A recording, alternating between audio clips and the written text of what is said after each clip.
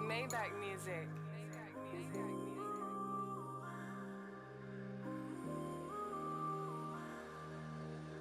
You bring out feelings in me I never show.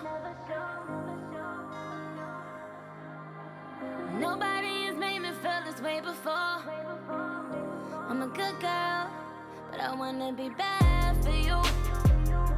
I wanna be bad for you. I wanna be bad.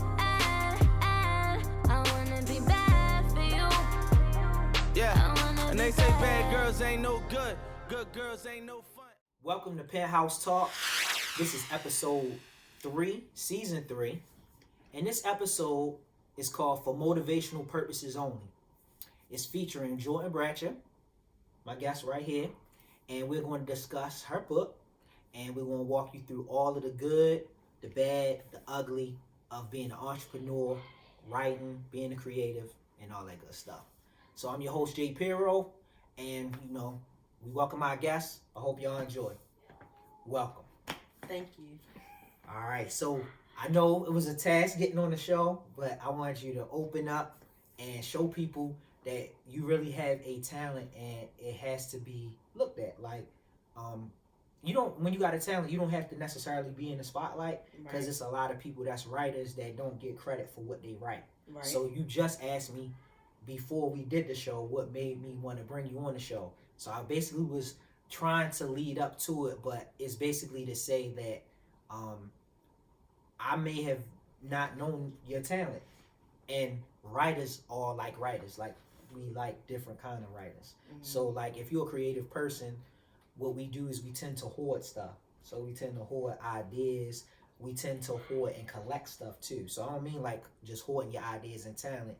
Like even when me and Quintel used to work together in the beginning, and we used to come up with ideas for like songs or the artwork, or he had clothing ideas. He had all of these designs that he would have, and I'm like, yo, you hoarding these ideas. Mm-hmm. He'd be like, but I can bust them out like whenever. And I'm like, yeah, you can, but just think about how many you could have got off. And then when he was like thinking about it, he was like, you know what, like, all right, like I think I got it.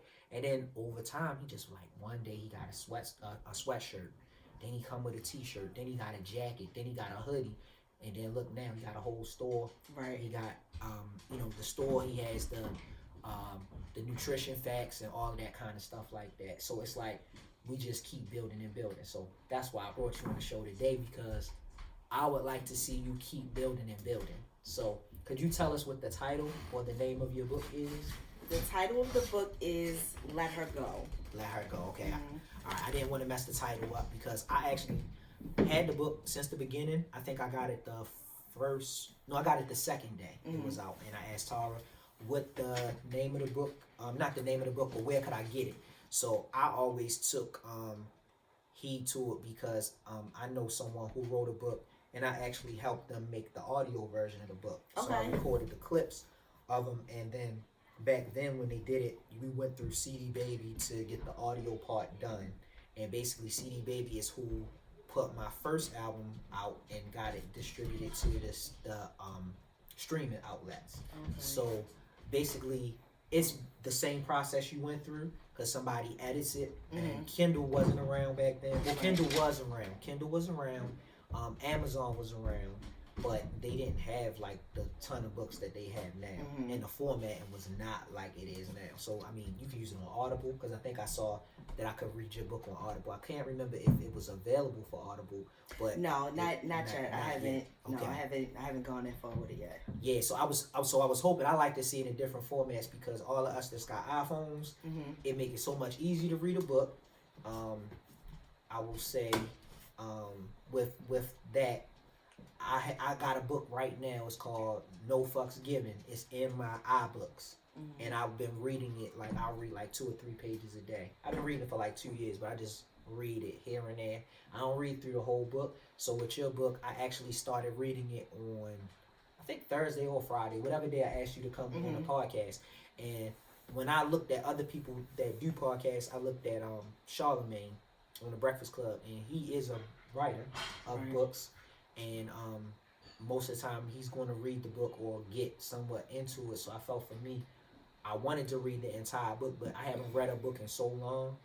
The fact that I picked up the book and I read the first 2 chapters, and then I was busy doing stuff, and then as soon as I got the opportunity to get back to it, I went from chapter 2 to chapter 6 in no time. And it's a different genre. Like if you switching from what you used to read, and it might take a little while to get into it. Yeah, and like I said, I've not really read a fictional book in such a long time, and I know guys be like mad macho about everything, like, yo, I'm not reading no book about what no females think, or how they feel and all of that. The book itself is not really like that. I'm actually intrigued by the different characters and what they bring. You know what I mean? Because it's the guys in the book, and if it's the names. So I did struggle with trying to keep up. Not from your writing style. Just it's so many details, and me being a rapper, I care about detail. But it's different getting it in 3 minutes. But when you reading a book, it'll tell you, like, when you get towards the end of the chapter, they say you got 4 minutes till you about to get to the end of the chapter. So I would have to slow down trying to catch up with who the book it's starts. It's still early in the book. Like the book is long, so you continue reading it. You gonna get into who's who. Who's who? Yeah. So okay. So that brings me to the first question that I had, right? So, I'm in like, I think I'm at like 16 or 17% of the book, so I'm not even a quarter away. But I mean, I just started like 2 days ago, right? So I'll probably be done. Like, it's not gonna take me long now that I'm into it, and I'm trying to find out where we are. And so for people who haven't started reading the book, I don't want to ruin it, right? But I am going to say certain characters' names, the ones that I remember, and get into like somewhat of a discussion, and we'll bring another guest on throughout the podcast so we can kind of like dive into it and get a little depth more in the characters. Okay. So my first question is, I've known you since 1995, so I mean, I've known you 20 plus years. What got you influenced into writing books? Like, what influenced you to write a book? And I'm sure, because you may not have said it to your friends or people that are like associates, but your close friends, this may not be your first book. You might have tried to dabbled in it before. So. This is actually my first attempt at completing a book. Completing it. Okay. I've always written things, and I'm, introverted as I am, I kind of keep those type of things to myself. And this book kind of came about just because when my mother was sick, I was just in my head, like more just in my head. You know what I mean? Like, and that's kind of where the idea of the book came. So me not really wanting to talk about what was going on, me not even really wanting to think about what was going on, it was almost like this book kind of was like a mental distraction from that situation. So you felt like when you were writing it as if she got sicker, like not sicker, but if the more you saw that you got into the book, you felt like it was taken away from being able to be a tenor? I did not that it was taken away. I didn't have to think about it, because if I wasn't, it's hard to explain. Like, because I was just so, I had retreated like internally so much. Like, I didn't really want to talk about what was going on with my mother. Gotcha. And as I'm just inside of my own self, these characters just start coming. These conversations just start kind of, forming in my mind as like a mental distraction. So I wasn't distracted from what was going on with her, but it was either like I'm thinking about her constantly, worrying, anxious, or I'm,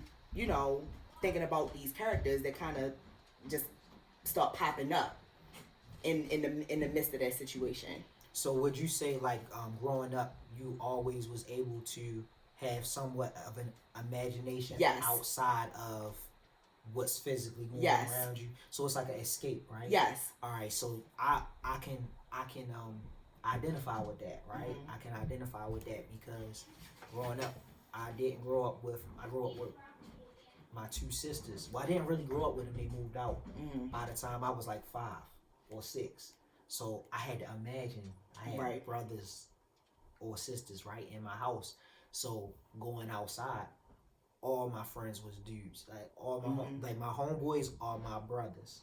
So it's like I never really had a brother, but I always imagined what having a brother is like.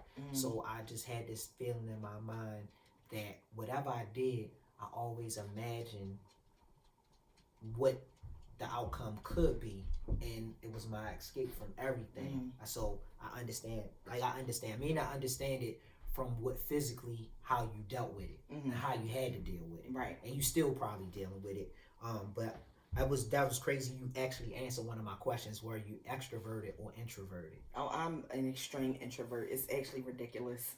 But you know that there are introverts who are extroverted. I feel like I present as extroverted to people who know me because I'm comfortable with those people. But that's it. But you know, like an introvert more so gets they get their energy from being alone. So like where an extrovert might get charged up from being around people, an introvert gotta already be charged up from it a long time before they can deal. Right. With being around so yeah, I'm definitely an introvert. It might be a little bit of a combination, but for the most part I'm introverted. Yeah, I don't know if they actually have a real. I remember I did like the I think the Myers-Briggs test, like and when I did the Myers-Briggs test, sometimes I tested extroverted, but other things I tested introverted, and I know I'm an introvert because when I meet new people, if I come into a room, I don't want nobody to talk to me. Right. Don't say hi to me. Even when I'm not there. Yeah, and if I'm in the supermarket and I gotta walk past a person, it bothers me. Like it really bothers me, like real bad. But it's not that I don't want to talk to them. I feel that if me and that person kind of relate to something, then I know I'm going to easily talk to them. And then at that point, that's when you be seeing like the meme, like you ain't going to never stop talking to the person, right? Because you feel cool to be able to have a conversation with them. So I learned a lot about you, trying to get you to come on and do the podcast, and I learned more about myself the more that I record podcasts. I feel like I be having anxiety sometimes before I do the podcast, and I'm like, yo, why do I feel like that? It's because it's new energy. I couldn't tell. Yeah, it's new. You over here encouraging me to get myself together. See, but you know, you have to psych yourself up to do stuff sometimes, because what'll happen is that was another reason why I wanted you to do the podcast with me, because it's almost like, I don't know if I ever used this before doing the podcast, but I did, like Jay-Z. I think I was watching it's not the Black Album. It's the Black Album. Whatever that movie was he did before the Black Album came out, or right after it came out, it was like basically him saying he was retiring from rap. But he really wasn't retiring from rap. It wasn't even that long after he came back. It was just him saying goodbye to Rockefeller, and that he was thinking bigger business, and he had to do it in a graceful way. He basically said when all the stars align, things start to come together, but we don't see it that way. So what we think is we pick and choose when the stars going to align. Right. And that's why I was telling you, hey, I ain't forcing you to come on a podcast, but I learned that since I've been doing the podcast, the stars kind of started aligning, not because I do the podcast, but it's because it's in the realm of what I do. So it ain't just about the rapping. It ain't about the making the beats. It's not about DJing. Because what people try to do is, see, now you wrote your book. What they're going to try and do is put you in a box and say, when you going to make your next book? Yeah. But see, check this out. It's not even about making the next book now. Now it's about taking writing and say, all right, what do I want to do now? Do I want to write a script? Do I want to do short stories? It's so many different things that writing go to, because people don't know, like growing up with my friends, we used to snap jokes. That's how I got so nice at battle rapping, because people used to crack on me when I was a kid. I was always skinny. I was always the smallest. So everybody used to joke me so much that over time, when they used to snap on me, and I ain't have the best clothes, I didn't have the best this, I ain't have the best that, I used to just take that energy and be like, all right, when I go home, and I don't even think half the time, I might not have really even cried about it at all. I might have just been like sad for like a couple hours or a couple days. And I used to be like, yo, when I get my shit together, I got all y'all. And I used to just come back outside the next day. And as soon as we go on the basketball court, somebody pass me the ball, and nobody won't even be cracking jokes or saying nothing. And then I'm shooting the ball, make the shot. Yo, you ugly as shit. And then everybody just start laughing because I had to build up a thick skin. Right. Because I know somebody gonna come back and say, "Oh, look at you, look at your shoes, look at this, look at your haircut." Like, because when you a kid, you don't have control over it. But we adults, so we got control over everything that we do. We don't have control over how things happen, but we got control over how we react and respond to it. So that was good that you answered my question about the introvertedness, because I go through it too. I just probably jaded a lot more than you think I do. You know what I'm saying? But I learned how to learn one day. I learned how to get over it. So with that being said, I guess I was going to ask, how long have you been writing, to kind of see, like, was this something that happened in high school, middle school? I've always written. Like the first thing I can recall actually writing. So there's this genre that I don't participate in now. It's called like fan fiction, where like people will take, I don't know, like Twilight, for instance, just something that's already been created and kind of like recreate their own version of it. Okay. And so I kind of wrote me like a little movie script, like based off of Poetic Justice, because I had a crush on Tupac. Oh, that's like, cool. You know, middle school or whatever. Yeah. But I've always done like, you know, I've always written, but I never shared it with anybody. And me sharing this, what I wrote, like that wasn't even the point of it, honestly. Initially, it was more so just like I had this idea, and I very rarely complete what I start. And so I was just like, all right, well, what if I wanted to turn this idea into a book? Like, what would I need to do in order to do that? So the fanfare, is this the first time I actually heard of what the genre is?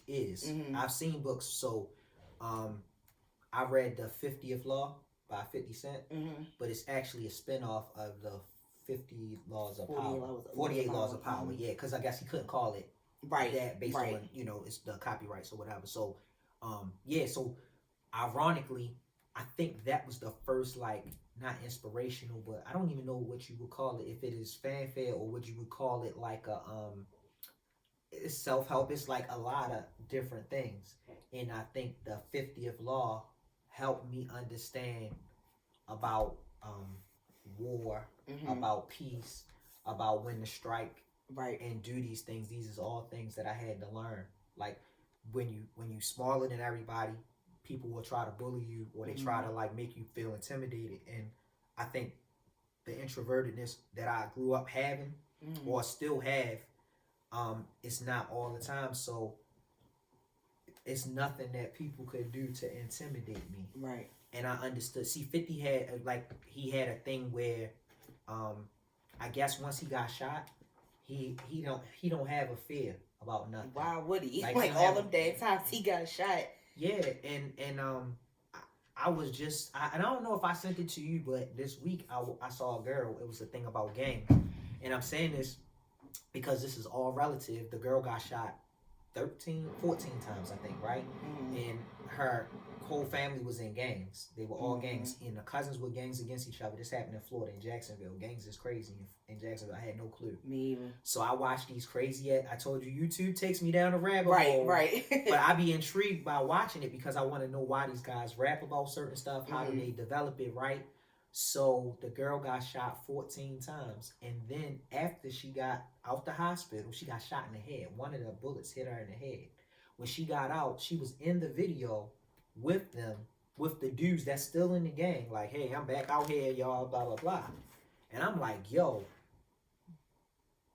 just imagine being a kid and at some point you were introverted or you didn't know how to handle yourself amongst a group of people.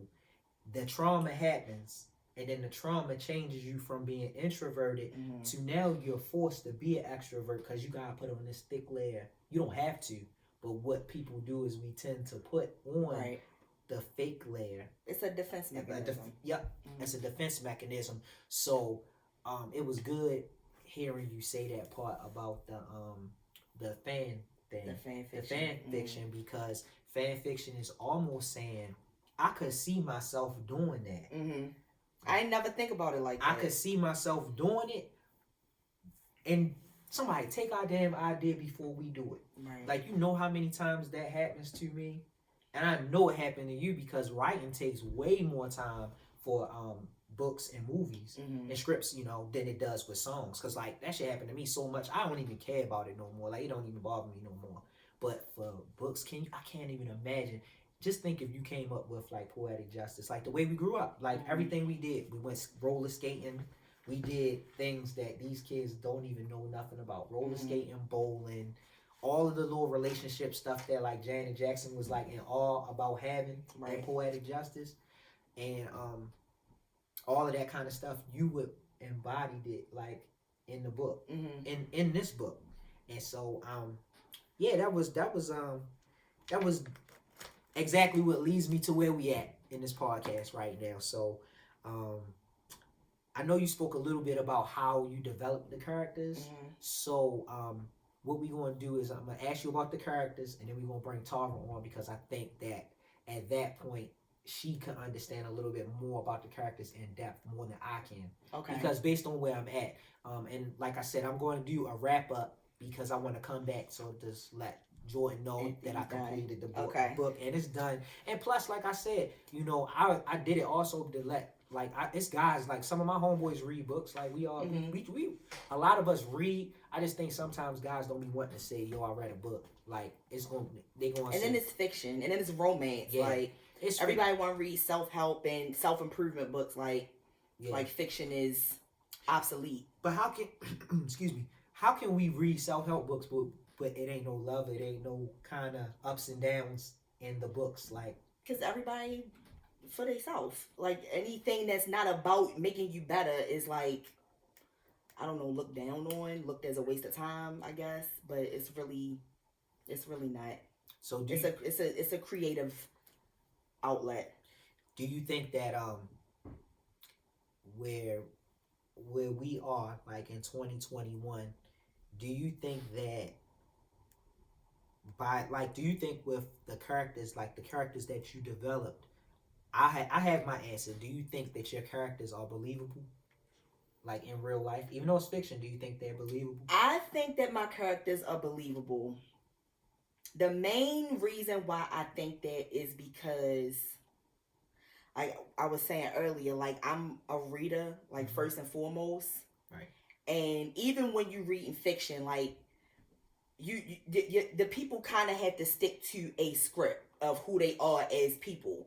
So you have to figure out who this person is before you even putting them in the story. You know what I mean? Because like, I don't know the example I like to use, a book that like really made me mad. I couldn't even finish the book. It's like this person is like cold-hearted. They like a gangster. They, you know, an assassin. They killing people without no remorse. And then out of nowhere, now you got all the sensitivity. Where'd that come from?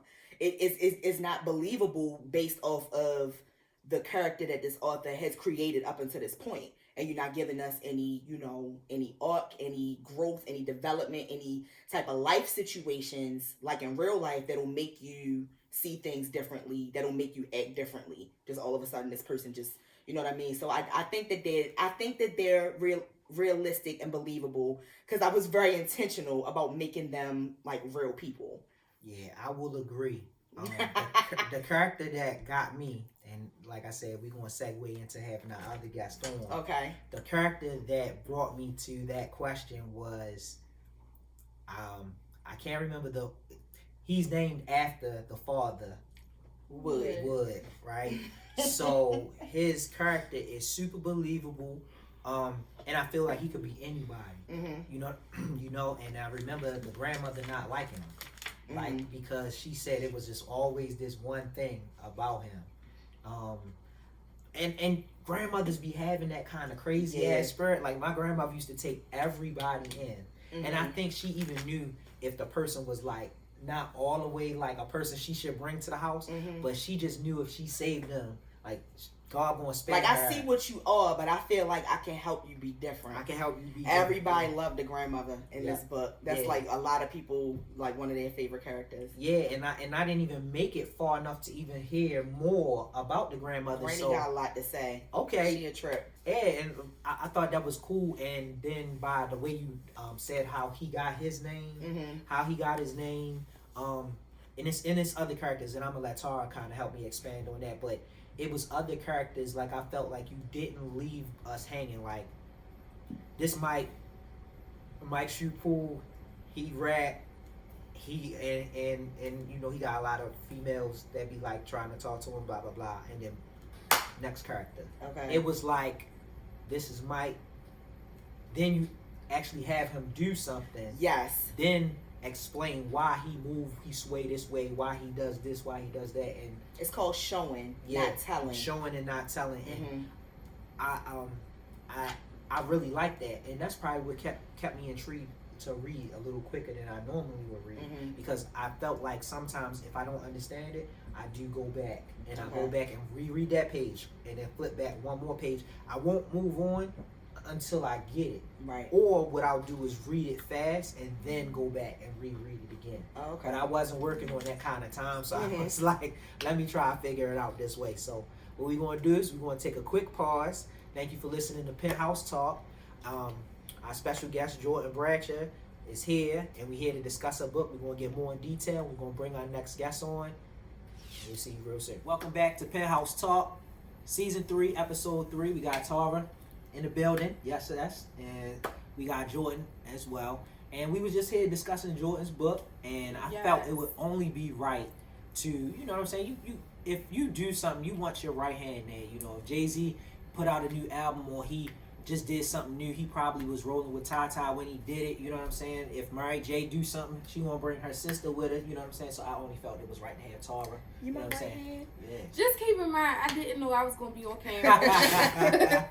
You know what I'm saying? It's good that we got Tara here because she actually read the book, and she actually was one of the people who made me feel like I was going to purchase the book. I mean, I was going to buy it anyway just because. Just to support, but to actually read it. Yeah, to actually read it. You had to hype it up. She hyped it up, and plus, she said the book might have been a little bit longer for like the average reader, but the average reader probably don't really read to the really. Average reader probably ain't go to city. So.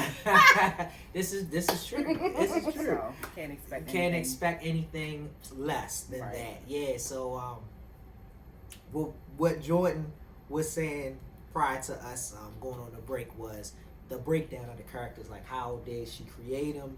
How did she develop them? And the development stages of characters is like really important. You know what I'm saying? To make people be intrigued to read the book, which is one of the reasons I read it, and I think it's probably one of the reasons why Tara was probably able to breeze through it too.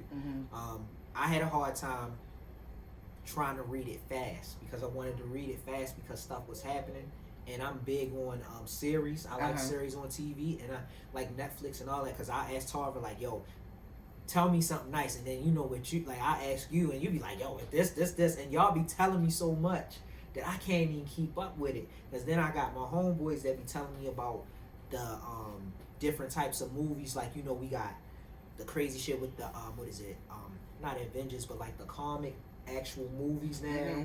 So you got that going on. Then you got regular series, you got movies that are comedies that's happening.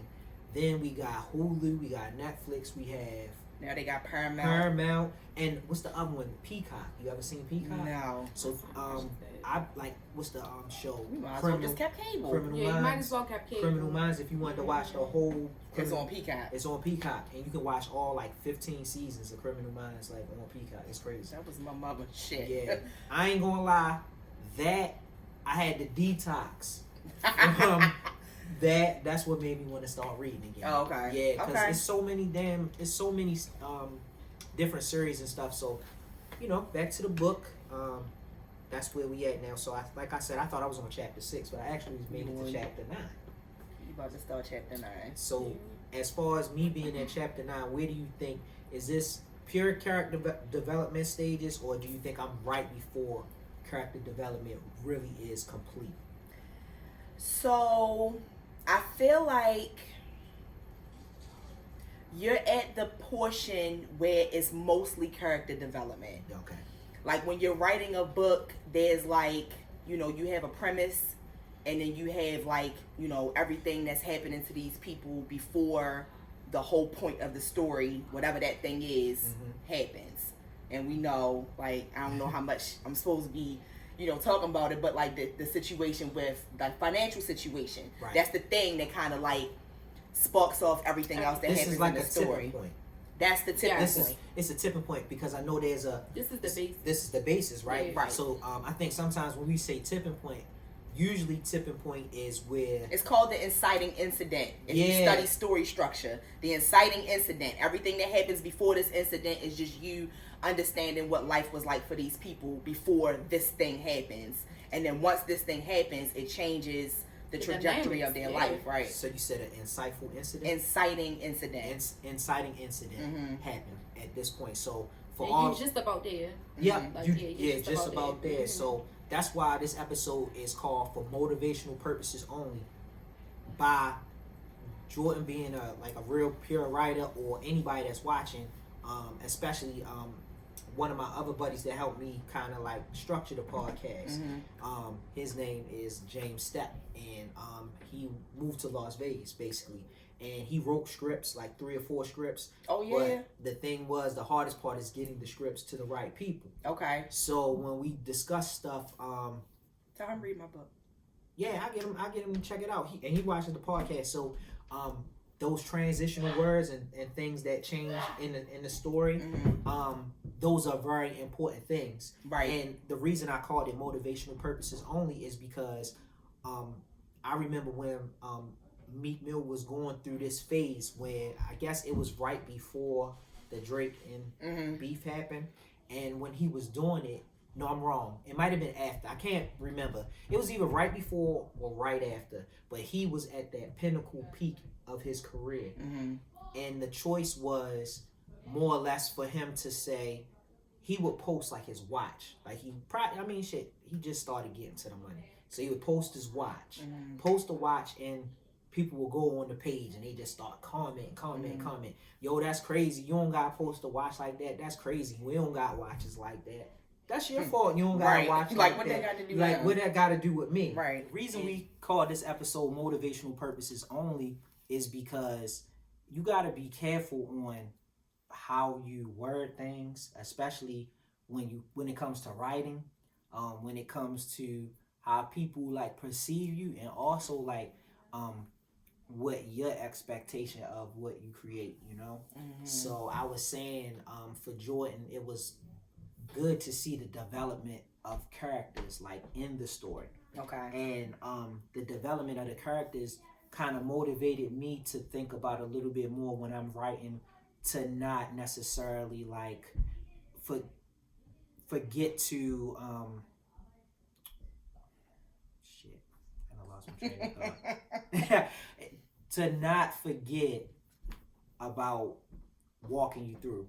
Mhm. Slow Mhm. enough, not too Mhm. fast, but not too slow. You know what I'm Right, saying? right. Like to walk you through in a quick way or whatever. I didn't want to beat around the bush. So the reason I said it motivated me is because I know how long a book takes. I know how long it takes to edit it, and then I know what we expect as a reader, because we think we're gonna get everything off the first like reading it immediately. Mhm. I ain't that kind of person. I ain't never been that kind of person. My brain don't work that fast. So mhm. I wanted to know, Tara, like how was your read initially, like when you got through maybe like the first 5 or 6 chapters? How did you work your way through?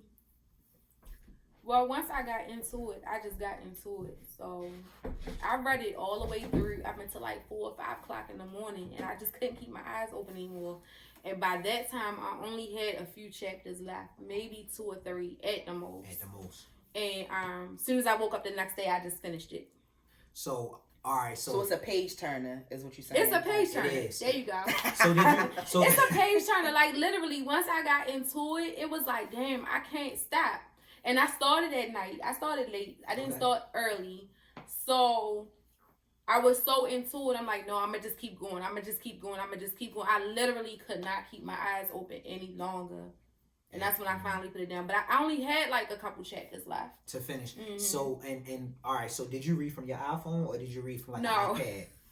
So she got the pre-edited. Oh, I yeah. actually You got the cheated. pre-edited Yeah. version, I'm messing and with you. I can't do the phone. Phone, because it's rough. So I actually printed the book out, All right, yeah. and I read it like that. That's but it was cool. the pre-edited version. The pre-edit. So you got all the raw. I mean, you Yeah, might have I got some got the extra rawness, chapters, yeah. right? No, nothing It's extra, no but she extra definitely chapters, probably but got I some got- typos and some. But it was all good because when the book is good to me, and I'm not just saying that because Jordan is my friend, it was so good. I got so into it.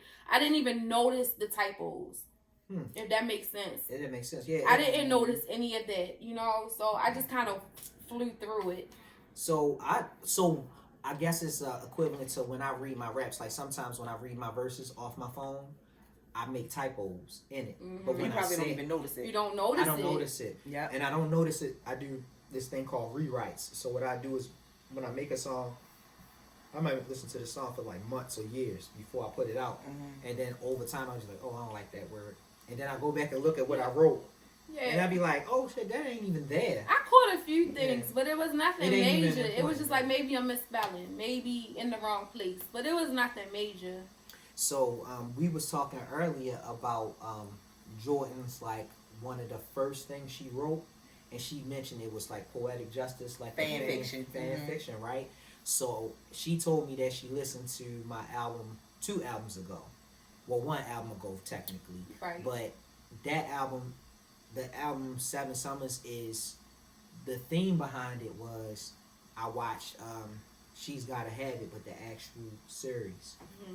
And when I was watching the series, I didn't even know they had a series for that I movie. didn't either. Netflix, man, trying to Right, tell you, right. walk you down the rabbit hole. Who worked for Netflix? Read my book. I didn't Shit. know it. Yep. So that's why I said the book is intriguing, because sometimes when you watch or do things, you don't know why you do it. Mm-hmm. So I remember being a kid, but my sister is older than me. So when she was watching She's Gotta Have It, her and her friends was just talking about it. And I'm a kid. I don't know what the hell y'all talking about. Right. And the movie was in black and white. So I remember Mhm. she introduced me to all Spike Lee stuff. So a lot of things that I do when it comes to writing, I always keep in mind Spike Lee, the way that shit be different. So if you've ever seen my videos, a lot of my videos is 8mm. They shot a certain way, widescreen, or or there's a certain cinematic feel to it. It's because of that. Okay. And you know, my brother-in-law is super savvy with that kind of look. Like that's what we go for, because it's not just rapping, it's telling you a story. It's giving you, it's more to the surface. So if you ever listen to 7 Summers, the beginning part, the intro is Tupac and Janet Jackson talking, but that's a deleted scene. That scene did not make for the Poetic movie, Justice. okay. Yeah, so what happened was I watched She's Gotta Have It, and as in She's Gotta Have It, since it was a series, they developed the part where she was dealing with multiple guys, and she brought them all to the table on Thanksgiving. And when she brought them all together, all the dudes met each other. So it was like kind of like Monday dude here, Tuesday dude, Thursday, Wednesday, Thursday, Friday. All 4 or 5 dudes are all there at the table, and then they think it's weird, but then they all kind of getting to know each other. So it's like now you learning about the female you mess with. So now you learning about what kind of guy she like, or what kind of different sides to her that she has, and you don't even notice because you thinking you the one. Right. You know what I mean? What happened was at one point she tried to pick and choose this person that she really wanted to be with, but it didn't work out for her that way. So that's why on that album I chose that, and all I remember is she was at Coney Island and it was playing Stevie Wonder, Leaving Summer. And Leaving Summer is like one of my favorite Stevie Wonder songs. Stevie Wonder, my like favorite R&B person. Like He definitely up there for me too. because I saw him and I saw the songs in Key of Life. The last time he did it, and he said the only way he would do it ever again. I saw it at the Verizon Center for my birthday, like about it might have been like 13 or 14, something like that, 2013 or 14. He said the only time he would ever do it again is if President Obama asked him to do it. So he literally did that album from top to bottom. So when I saw it, I was like, yo, the Poetic Justice part was crazy because it's intertwined into She's Gotta Have It, and it's intertwined into my album, which is my whole concept, because basically the entire time it's like the girl left me, and then I'm saying, you know, she left me in the summer, but then I get my mojo back, whatever you want to call it, and I'm saying goodbye, senorita, when she gone, and then I start to party and live through these things. But then I realize life ain't that simplistic, right? Which brings me to how the story goes in yours.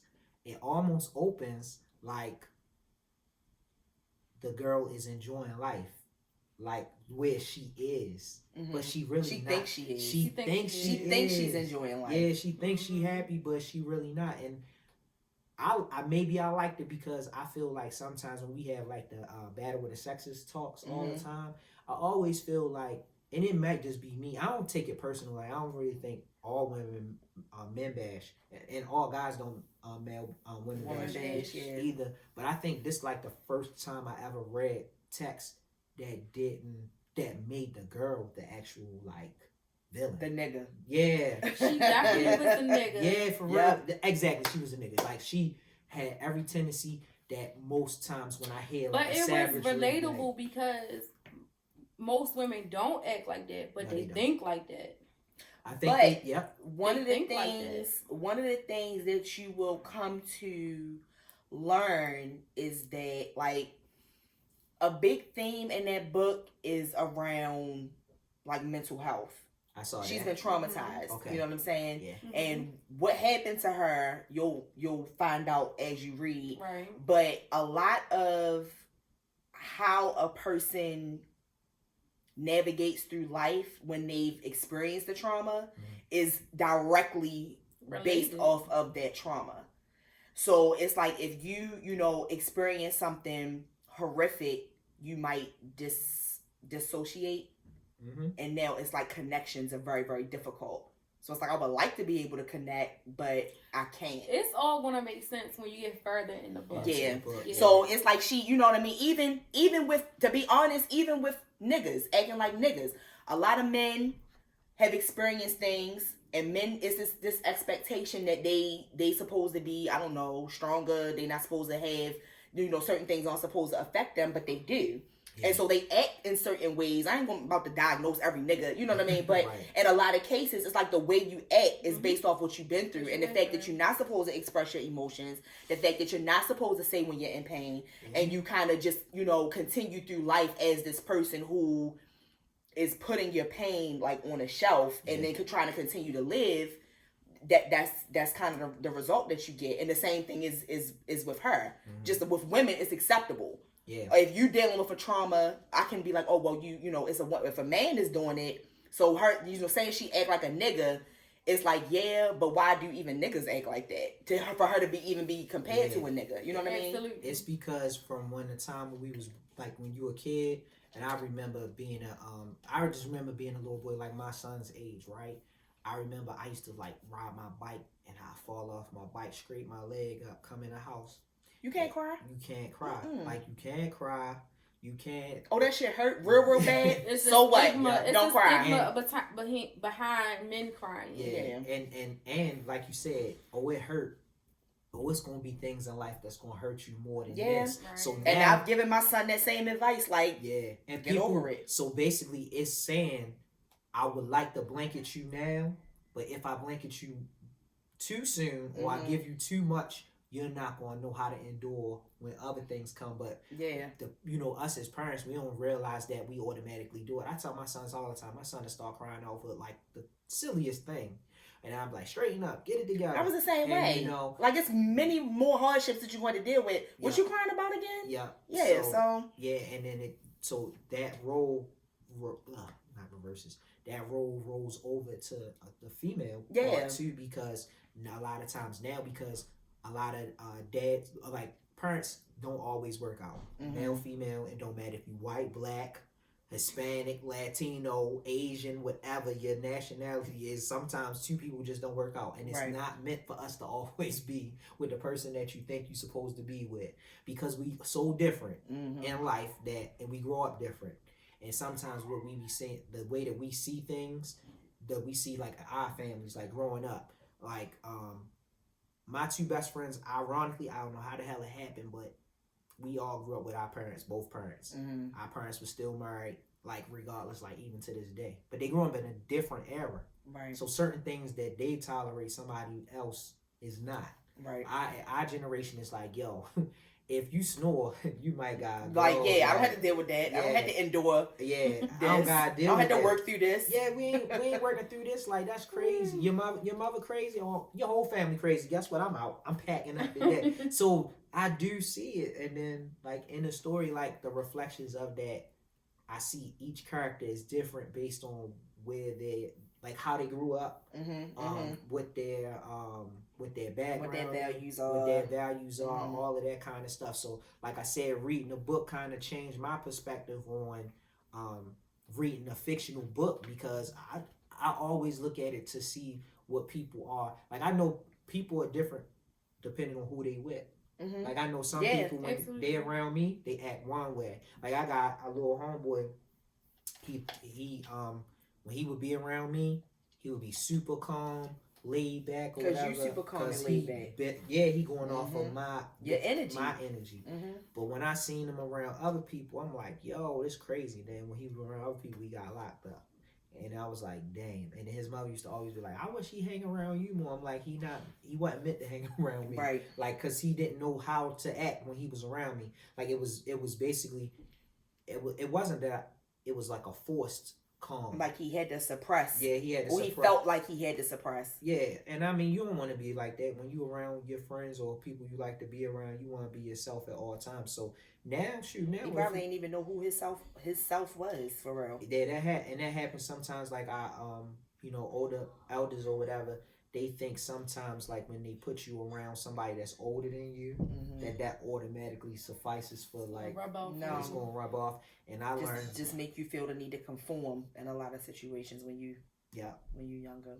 I learned that, like, growing up around older people don't necessarily give you the right jewels or the right tools that you need, because they learning when you learn, and we just learning at different ages and times, So that was cool to read in the book, and we try not to give y'all all of the details. It's hard because read it. Yeah, make it. sure you read it. I heard it's good. You heard it's good. I did. It's actually great. I heard it from a lot of people. So yeah.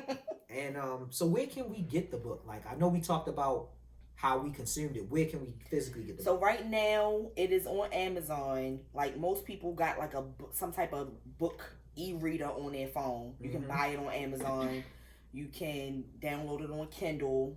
You don't have to like subscribe or anything. It's only ebook right now. I'm working on getting paper copies. I just got my proof, like, so I could kind of go through it and make sure it's good, and hopefully those will be available really, really soon. And also, can you let people know? I know, like, I struggle with this because I'm at the point where I'm getting older, so I kind of wanted my name to be like my name. I don't really want a stage name no more. So do you have like my pen name is J. Ashlei. Okay. Yeah. All right. So that's the name that I write under is JAY ASHLEI. Okay,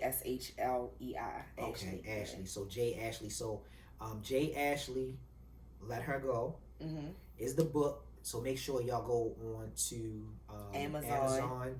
You can go through the app. You can use the online version of Amazon. And then I actually am reading it through Kindle because I think I like the layout a lot better. Okay. You know what I'm saying? And I think that's the easiest way. Yeah, some people don't. They got Amazon books. Is it Amazon? When I got it through Amazon, it just went to my Kindle. It went to your Kindle because that's right. Because went to my Kindle. Yeah. I think they like partners now. I know a long time ago I had a Kindle before I had an iPad. You can just download the app, or you can get it on like most phones, like I said, had like a separate e-reader, like a Google or whatever type of e-reader. But I mean, most people who are reading ebooks are probably going through the Kindle app. And it goes straight to your Kindle from Amazon. Yeah, and once you got it, you got it. Like, it's not going nowhere. So you can read, a little bit today, a little bit tomorrow, whatever, come back to it. And, it was definitely easy to read from the digital perspective. I know sometimes I get lazy and I start reading well, not reading, I listen to it on YouTube. So I'll go find a book on YouTube. And my book not audio yet. Yeah, and you gotta pay actors, like them people are like voice actors, like you gotta pay honestly, them, and I ain't got that. I don't know if you would want to hear it audio because it's so descriptive, and when you get into it. You think so? When you get into it, it's so descriptive that you start thinking in your mind, you start envisioning the scene, and it just start getting real intense. I don't know if I would want somebody to read that to me. It do get a little crazy when you read a certain scenes. You need the right narrator. And like guys, it might be a little much, but like for me, I'm envisioning it, and I know I don't want to hear anybody reading. It might get a little cringy. Yeah, like some of them it definitely scenes. gets cringy. So I told you, like, don't judge me. Like, don't change your view of me when you read this book. It wasn't a bad cringy. It was a good cringy, but I don't think you want somebody reading that to you. I agree. Like, I feel like you want to envision that for yourself. I would rather Jordan. No, I'm not. No, you don't want Jordan. I would never. No, I would never. The book gets intense. It gets a little raunchy. I'm saying if I didn't know her. Like, okay. You see what I'm saying? Like, so. But you know, the people who do that, they're actual actors. I'm not an actor. Yeah. Like, because I just be reading it like, I would rather read it for myself. That's just me personally. I'd rather read it for myself. It definitely gets intense. I've heard some people do the voiceovers, and some people don't have the voice for voiceovers. Some people do not. It be sounding like how the TikTok be. Yes. How when it shit, when people be like, this is how you do this dance, but it be like no. You don't want to hear that voice on some of these scenes, because it gets a little intense, and you have to put it down for a second and be like, whoop! Like, if you need a trigger warning, if you need a trigger warning, I'm gonna suggest that you just don't read it. Like, I don't want to discourage anybody from reading my book. Yeah. But it's some triggering. There's some stuff in that book. That's my favorite part about. And it's not just sexual stuff. It's like some stuff like if you've been through something, it might trigger you. That's my favorite part about the book. That's what I like. Like I like them kind of books, but everybody don't. The surprises and the descriptiveness. It's so descriptive that you can just envision it. You're there. And what she went through, what the main character actually went through. You're there. Okay. Somebody who also went through that might not. They might relive it. They might, you know what I mean? They definitely. And that's why I wanted to share. I didn't even think about because that. They definitely were relevant. We just talked about on episode 1. We talked about like bodies, about surgical changes to bodies and things like that. And I know so basically I gave the women an episode, the first episode, and not necessarily it wasn't bashing or anything. We was just talking about having a conversation about it. And I think that's the thing. Like, we be walking on eggshells for every damn thing. You can't say somebody like women. You can't say they like men, because as soon as you say something, somebody got something to say. Like every organization, like everything we walk on, you can't say, what is it? What show? I was watching the show. Oh, I'm sorry. It's the new show. The lady named Miss Pat. That's the comedian. She was on the Breakfast Club. Okay. And basically, she a comedian. She be trying to get her shows going the same way Dave Chappelle tried like 50 times. And then on time 51, when he didn't give a fuck about what the content was. We love it. Let's do it. Yeah. So on her show, she has the first black show that's on TV that is uncensored. Meaning they are saying damn near everything they wanted to say. And it's on BET Plus. I cannot believe it. But BET have shows that have cursing. Okay. They dropping the end. On their streaming. It's like BET After Dark. Yeah. With the videos. Yes. The joint tip drill used to be on. Yes. Yeah. So when I tell you she was on Breakfast Club, that shit was like, it blew my mind because she was cursing so much, because she just real. She just she really out the streets. Like, you know, some people say like when you made it like, oh yeah, I'm fresh out the trap, straight out the hood. Like she really, wherever state she from the South somewhere, because she got that like Southern twang, the accent. But I've heard about her a lot. But when I tell you, like, she made it, and you know she made it, and she still don't really know she made it yet, because she was like, she basically still lived in like the same house. And she was like, she wanted to make sure her husband can retire, but she not there where yet. She wants because to she got it. She's still taking care of other family members and getting them right. And then like she was like, the last stop would be the husband, because the husband, he liked working, and they used to work together. But the dude who wrote it, this reminded me. This what made me ask you too, because the dude who wrote the script was in college when he found out about the girl. the lady. He had no money. He couldn't even buy her book when he got the idea to write the script for the show. And his idea was he wanted to have a show that had a studio audience that would allow to clap, boo, or make like back in the day. Back in the day, like Sanford and Son, Good Times, and all of them, but not censor them. Because he said Red Fox was censored too much. John Amos was censored too much. Just imagine them shows where it's like a real father and a real mother, and they get to really say what we know in our community, like black people that we say. And that's why I thought it was good to bring you on, because we always see like people in other cultures shoot, most of the time when other cultures write books and stuff like that, their family finance their books for them. Yes. You know what I'm saying? Our culture, you write a book, you on your own. I just realized that other cultures, like their family finances them for houses when they get married and stuff. I didn't know that. So maybe like a year ago, I'm getting grown and I'm like, oh, so y'all do that? Because we only see like from our own I'm like, y'all do that? Listen, I spent the entire pandemic, I always knew about like credit and finances and all that. My father was an accountant, growing up, and my sister accountant. Like my sister really is my father, like the female version, you know what I mean? And it trickled down to me, and I just turned into something different. I might have got like my mom's, like her thing, because she was creative and all the other stuff, And she wasn't just smart in math. My mom was really good with like presentation. You know what I'm saying? Like talking her way out of stuff and maneuvering through things. She probably like A1 with that kind of stuff when I was growing up. And like you said, I learned to create this, and I'm gonna we gonna do it on this episode because that's why I say it's for motivational purposes only.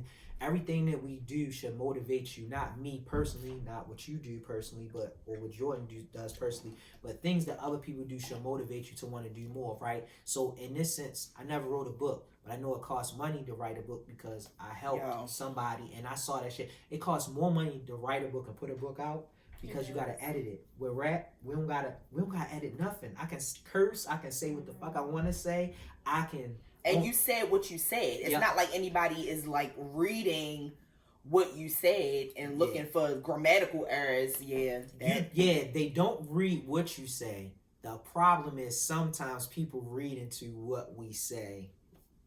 But as far as the editing aspect, like you said what you said, there's no need. It ain't no board, and ain't nobody gonna tell me that I gotta tone it down and none of that. They either gonna say, oh, it's a sample in this beat. Can you please get this cleared? Remove this song.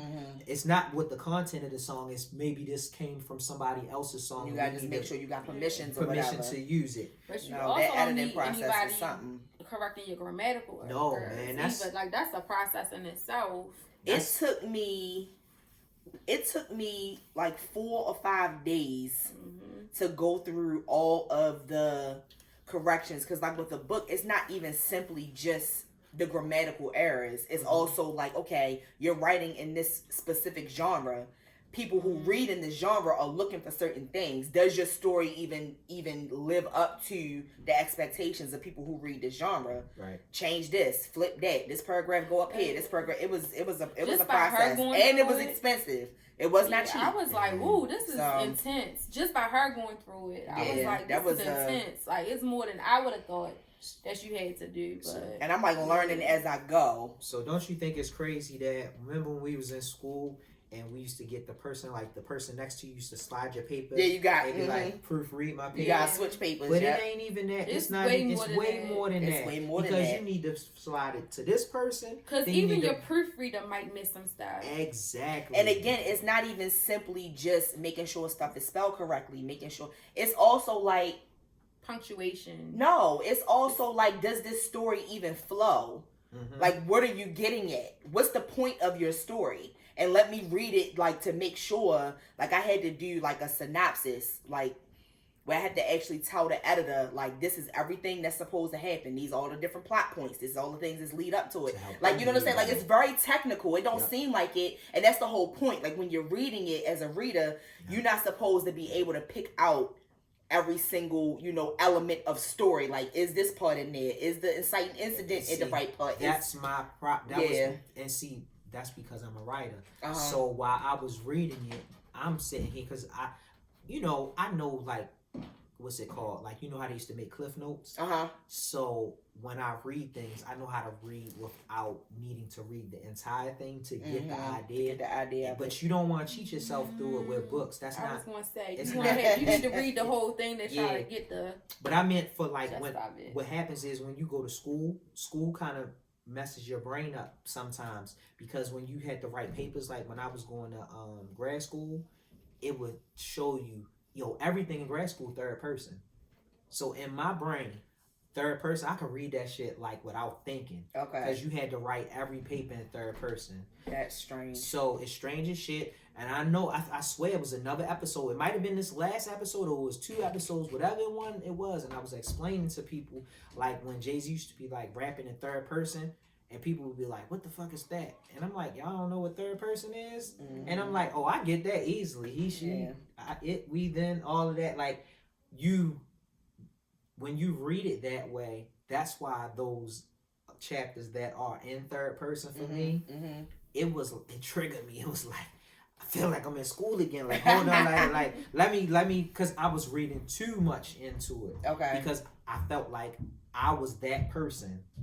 And then I'm trying to be that person, like in the part where the girl was sitting on the bed. And then she saw the burglar. Well, not burglar, but whoever he's supposed to be. He definitely burgled. He definitely busted in. I was gonna say he definitely came in without permission. So whatever you want to call it. And then I was trying to read it from his perspective. I think I was trying to read from him. Because it's both perspectives. It's both of them. It's both of them. Both perspectives. So 1 minute I'm thinking like him. And then I'm just thinking about whoever watching this. They like, what are y'all talking about? Yeah. Just buy it and then you'll find out. Yep. So buy the book and you'll find out. But I was just saying that was cool with the third person. But I like the book because it gives you everyone's perspective. Yep. It's not just I'm straight reading this. No, you get her perspective. You get his perspective. I'm actually kind of anxious for you to get to.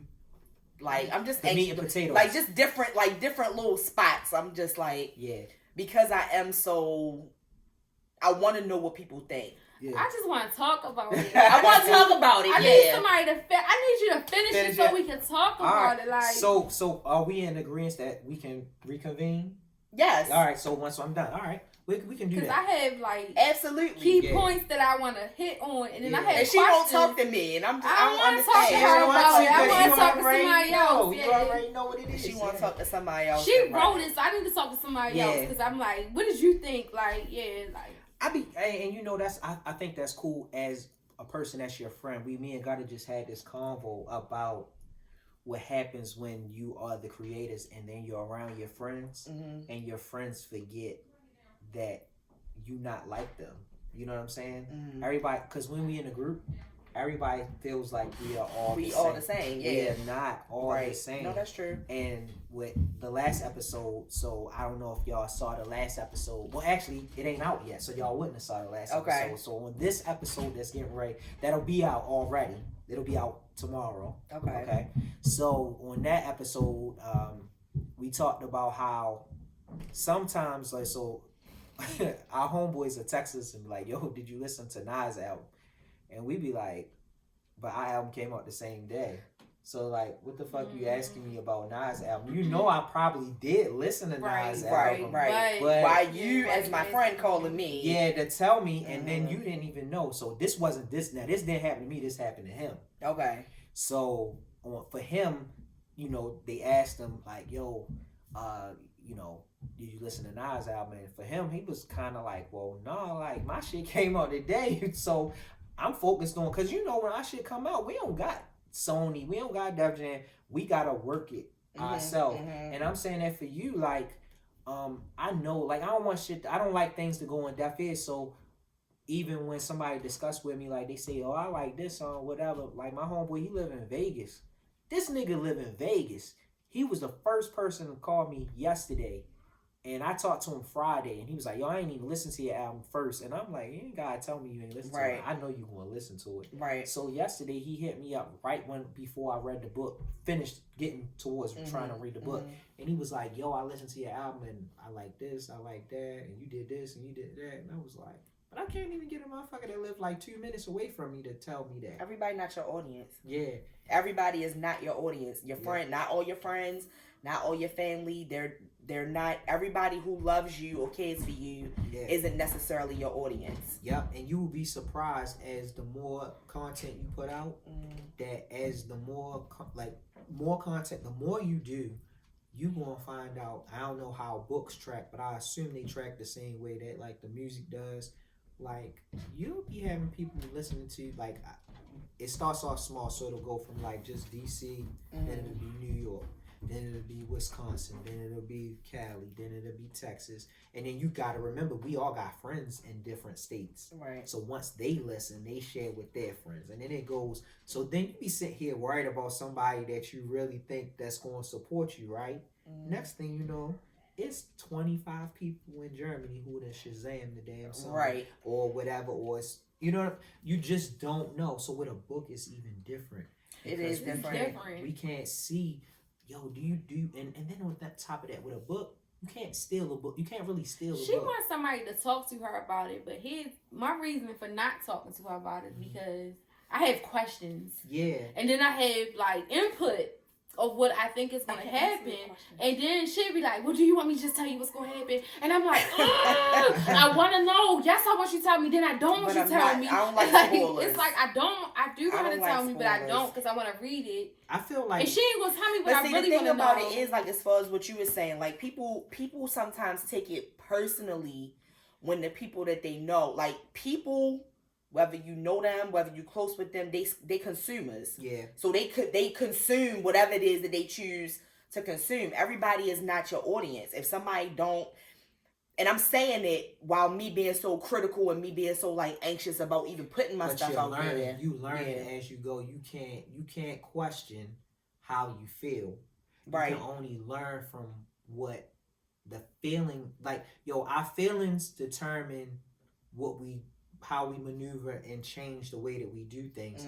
It's not about changing yourself. It's changing the way you go about getting what you need done. Right. So like what Tara is saying is, like, I don't have nobody that comes to me and tells me like what it would be. I feel like there are people who criticize, but they don't necessarily tell me. Right. But then there's people that I don't know that have their opinion, but their opinion don't shape enough to make me want to change what they don't like.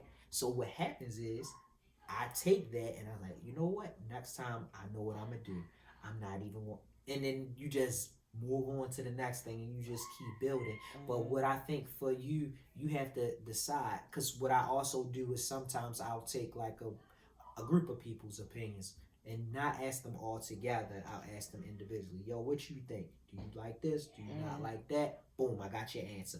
And then I got to do it that way. But sometimes it's better to, because I've also tried doing it with 3 people at a time. Like a small sample of people. But it got to be people that... Like a panel. Yeah, a panel. And you got to do it with people that, not necessarily people that's going to be like your yes man or give Absolutely. You. So you kind of want to have like a person that you know going to be left, a person that you know will know all the way over here, and you do need a medium person or 2 people to kind of like help balance things. So maybe you may pick some mutual friends that you got, but then the other 2 people might got to be people that you know that they don't even like it because that's what they like, not because they like you, but they like that. This is their kind of books. They read fiction. You get your 2 people that like fiction because you're gonna have one person that like this type of fiction. You gonna have one person that like that kind. You gonna have 2, and then you gonna have another person that just don't like nothing you do. Probably ask them. Just ask them. And then, I'm not asking them anything. And it's cool. It is cool. But it's just like, I mean, I don't know. I'm thinking more so like if you might not like anything that I do because everybody has like preferences.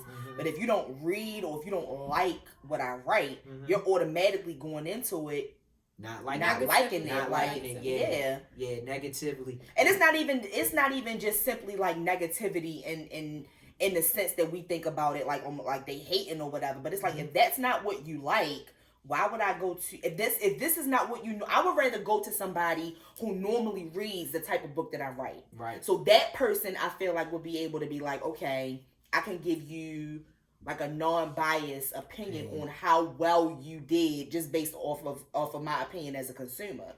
You know what I'm saying? Like, and my friends, like, I believe my friends would be honest with me, but I don't pay them no mind when they tell me they liked it. I'd rather listen. I don't because I would rather hear from somebody who don't have any type of interest in my success one way or the other. So you're saying that when I'm gonna just use her as an example, right? Mm-hmm. So if she tells you she likes something, do you think I do care? Do you think that she doesn't appreciate it, or do you think that she's just telling you? No, it don't have nothing to do with her. It's more so about me. I know that she would be honest with me, like, yo, this was bullshit. Like, please don't put that out and embarrass yourself. Right. I know that she would be honest with me, but it's still. I also know that that's my friend. You know what I mean? So her feelings for me as her friend, in my mind, it's going to be like, okay, you might think it's a little better than what it actually is, just because I don't think that's true. For you until I started getting reviews from people that didn't have any interest. That didn't have anything to do with her. Right, she just one opinion.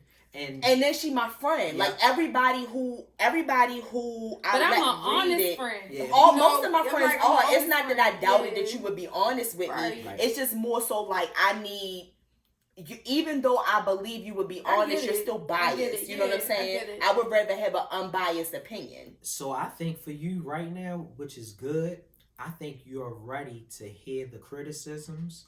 But the funny thing about it is nobody don't have necessarily. But that's the thing that makes me nervous, honestly. Yeah. Like the worst review that I've gotten so far is that somebody said that it kind of dragged out in certain parts. Like they felt like certain, but I mean they felt like certain parts of the book was certain parts? They did, but that's the worst review I got. You know what I'm saying? Like that's the worst. I'm just trying to think back. Like where did it drag out? I don't know, and I'm gonna reach out to him and be like, tell me, just because I would just like to know. And you know what's crazy to me? Do you know that person? The reviews are good for her.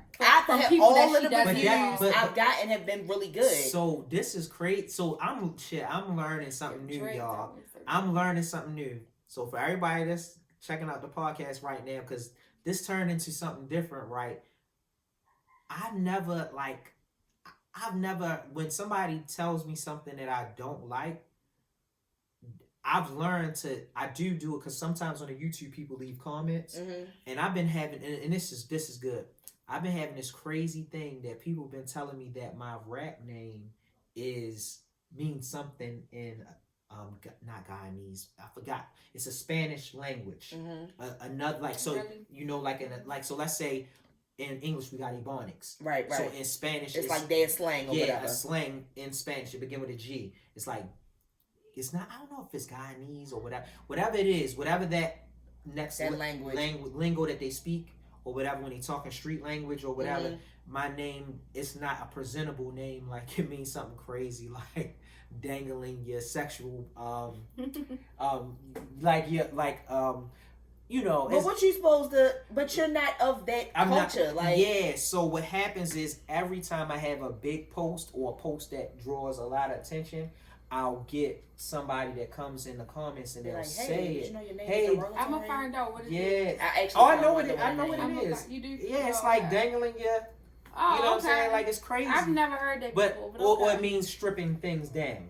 Okay. Stripping down, and it just means like you wild, like you know. But I'm like, I remember I used to go on when people used to do it. I used to be on the pool. It don't and I wouldn't even get mad. I'm like, well, it doesn't mean that. It's actually my first name and my middle name, and then I made a name out of that, right? Because at that time, I guess everybody, you know, when Wu-Tang everybody had Gambino names, and you know, even Styles from the Lox was like Styles Panero. So I'm like, oh, let me just make mine sound like that shit. Right. I wasn't thinking that it meant something, and it fucking took 20-something years to figure out that this shit, like y'all, and then y'all on Instagram telling me that. Actually, and the only reason why you even know that is because the world is so interconnected now. Like, you've been calling yourself that. That's been your pen name for how long? You know what I'm saying? Like, just the fact that everybody has access to everybody. That's the only reason why somebody is now like, oh, did you know that your name is derogatory? That's why I'm saying when somebody say like the story is long and dragged out, and then I would probably go back to that person and be like, you know what, I appreciate you saying that because maybe next time I'll consider. No, I really do want to know. Those are the type of questions that I ask people. That's not bad. That's not even.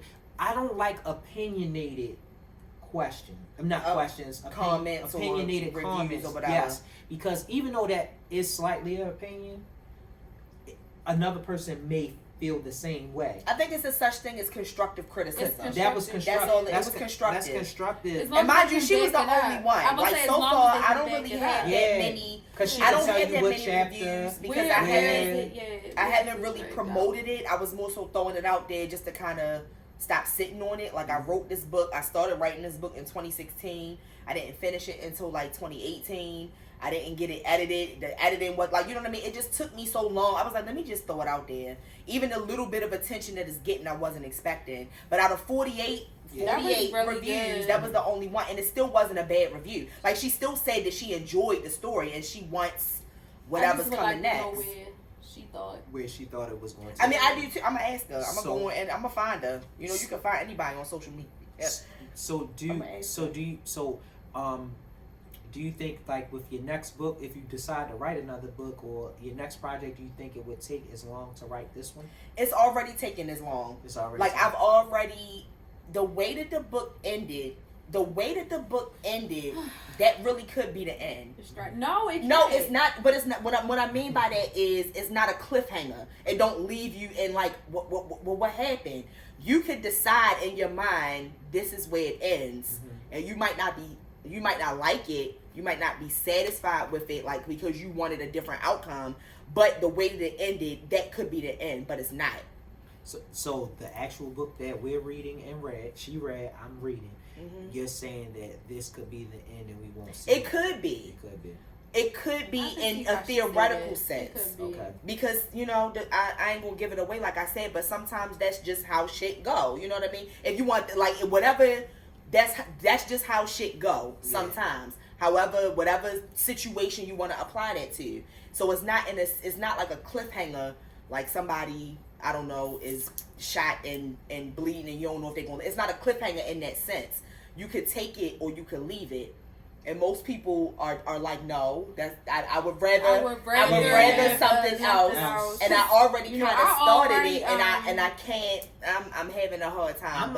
I'm like that. I mean, I feel like sometimes some things. I feel like sometimes some things don't need a part 2 or variation, but like I always used to feel that way. But I'm big on people's second chances and third chances. Yeah. So like for me, I know like growing up, I used to love Beverly Hills Cop, right? But then Beverly Hills Cop 2 came, and I was like, yo, nothing's better than Beverly Hills Cop 2 to me for Eddie Murphy in that sense. But then I was too young to see what's the first movie that he was in? Well, it might not be the first, it might be the second. The one where he the homeless person. Trading Places. Man, I love that movie. Ain't no fucking Eddie Murphy movie really better than that other than like Boomerang or Beverly Hills Cop 2 to me. Because I feel like he's like how Kevin Hart was. It was like he did everything in it. I mean, Eddie Murphy definitely a better actor than Kevin Hart is.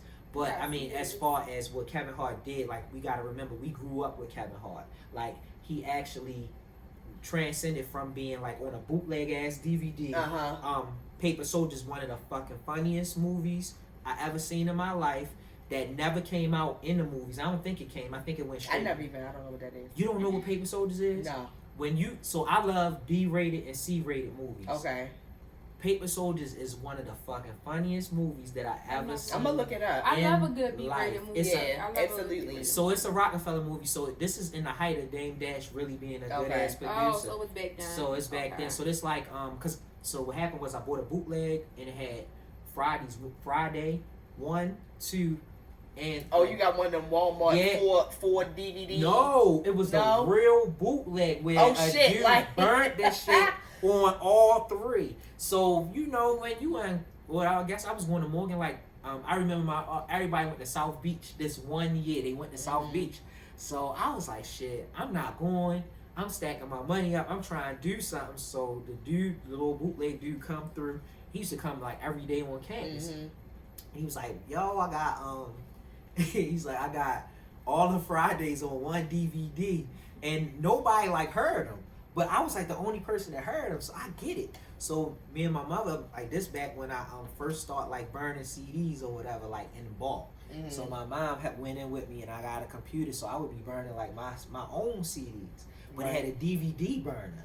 So he sold me the Friday. So then, like, when everybody come back home from South Beach, they was like, yo, what you was doing? I was like, yo, I was watching Friday, you know.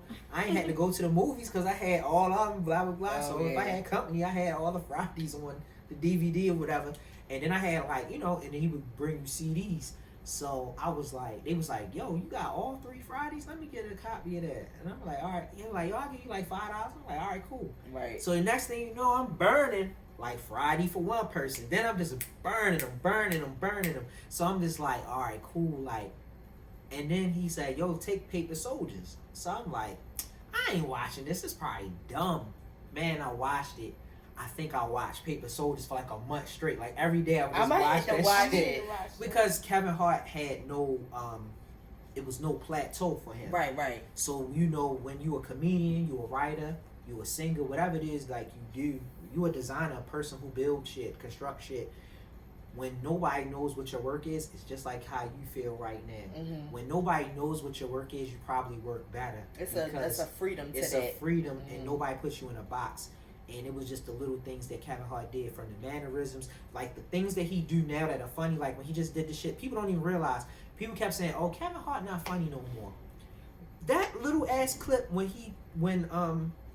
what's his name? Don Cheadle say he 56 years old. And he say, damn. But I gotta see more. That shit that was little funny. clip wasn't enough. That was enough for It's me. not. It was like. It was enough for me. Was it playing? Was it like both of them? I was wondering that too. Was it like playing or was it Don off Cheadle guard? was like. It was like, was it off guard or was that playing? I don't think it was. Knowing Kevin Hart, I feel like it wasn't. And I think John Cheadle was genuinely like offended, like nigga. Like, and did they continue with the interview? Like, I gotta see more. I gotta see before. They had a conversation for like 5 minutes about do what y'all he understand? meant. Yes. Do y'all understand what I was saying? That's why this episode is That called was funny. For Motivational Purposes Only. Do you know that one small clip created I gotta see more. the buzz for make you just want to watch that? Yeah, I want to watch it. And that's what did for. Because I think it was a skit.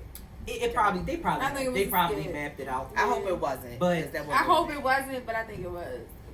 I say all that to close it. Really, I really watched Kevin Hart be on a bootleg ass DVD, and people probably had no clue he was gonna be. He was gonna be what he is. Yeah, No, that's true. true. You know, and on that DVD, Beanie Siegel was in that movie, and when they did State Property 2, because State Property 1 was out. They did that movie, 2 came out, and he was a star. And like we didn't know, like Yo was a star. He really was a star. He was Jay-Z right hand man. They did the bigger movie. Now he didn't get the role, and he didn't get a role in Paid in Full. But he probably didn't get a role in Paid in Full because he was doing like he had a lot of jail jail time and shit like that. Probably held him up. But Cameron was able to step in and get those things. So it's all about positioning and timing, because they asked Nas to do it, but Nas wasn't aggressive enough for the character. Right. He was too laid back for the character, and it still probably wasn't in Nas's best benefit at that time for it to work out for him. So it's saying that to say, just like if the story continues, do the story continue with the same characters? Do you build new characters? Do people die in that? How do we go about this show? Why are you looking at me like that? Because you he want to would know. And Yeah, now he brought up I never even thought about that new characters die. Yeah. I guess when I finish writing it, you'll find out. Hey y'all, we appreciate y'all listening. We appreciate y'all for coming through Penthouse Talk. Thank you, Tara. Thank you, Ashlei. Right? Yes. Did I say it right, Ashlei? Yeah. All right. Yep. And we not cutting y'all short, because what we gonna do is we gonna come back. We gonna regroup When you finish reading it. when I finish reading it. Yep. So now she put me on the spot. I put her on the spot. She put me on the spot. Yep. And I'm cool with that. Like, I love reading, but I think the pandemic made a lot of us lazy. So what happened is, in the beginning, we was doing everything. We was trying to get our finances right, trying to get our credit right, trying to buy groceries, have food, have the essentials, and then at some point we fell off. We all fell off. I was trying to lose weight. I lost weight, gained the shit back. Still trying to fix it. I don't know what the hell is going on, but we here. We alive, and we happy that we are here to tell a story. So I'm happy that Jay was here to tell her story. I'm happy that Tara was actually able to digest it and feel the need to express like, hey, we should do more.